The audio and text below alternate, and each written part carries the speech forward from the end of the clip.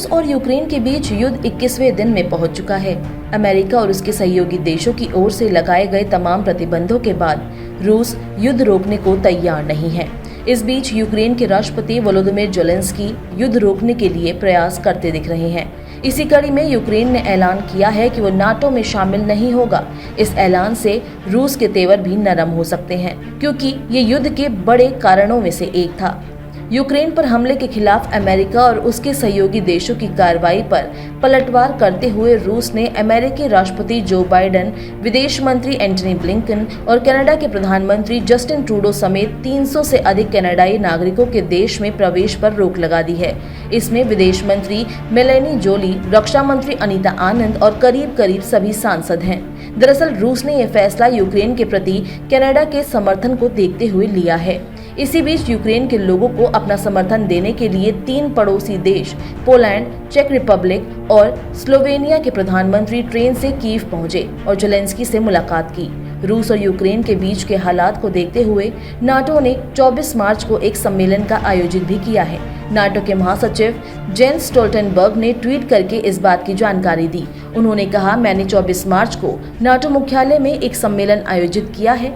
इसमें रूस का यूक्रेन पर हमले, यूक्रेन के लिए हमारे मजबूत समर्थन और नाटो के प्रतिरोध और रक्षा को और मजबूत करने को लेकर चर्चा होगी। वहीं दूसरी तरफ अमेरिका ने रूस के शीर्ष सैन्य अधिकारियों समेत 11 और जापान ने 17 और लोगों पर प्रतिबंध लगा दिया है। जापान प्रतिबंधित लोगों की संपत्ति भी फ्रीज करेगा। जापान ने प्रतिबंधों की सूची में जिन नए लोगों को शामिल किया है उनमें रूसी अरबपति विक्टर वेक्सेलबर्ग, संसद के निचले सदन के 11 सदस्य और बैंकर यूरी कोवालचुक के परिवार के 5 सदस्य शामिल हैं।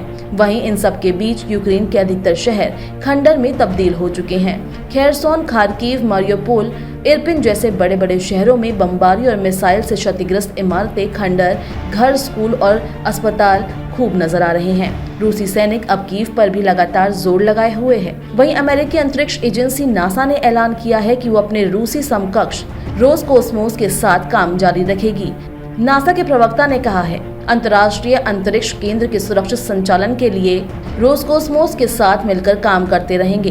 निर्यात संबंधी नया प्रतिबंध अमेरिका रूस के नागरिक अंतरिक्ष सहयोग पर लागू होगा। कक्ष और भूमि केंद्र पर जारी दोनों एजेंसियों के मौजूदा सहयोग पर इसका कोई प्रभाव नहीं पड़ेगा। रूस यूक्रेन में जंग छिड़ने के बाद पहली बार रूसी सेना ने भारतीयों की मदद की है। दक्षिण यूक्रेन के खेरसन इलाके में फंसे 3 भारतीयों को रूसी सेना से सकुशल निकाल लिया है। साउथ यूक्रेन के शहर पर रूस ने कब्जा कर लिया था।